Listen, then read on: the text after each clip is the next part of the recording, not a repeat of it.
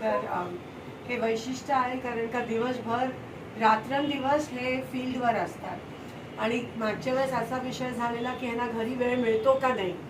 आणि लगेच काल तुम्ही शब्द वापरला आफताबनी, फोटो जर्नलिझम जे असतं, जे ॲक्च्युअल जर्नलिस्ट असतात त्यांच्यापेक्षा फोटो जर्नलिस्टला त्या क्षणाला तिथे जावं लागतं, कारण का तो मोमेंट कॅप्चर करणं खूप गरजेचा असतो.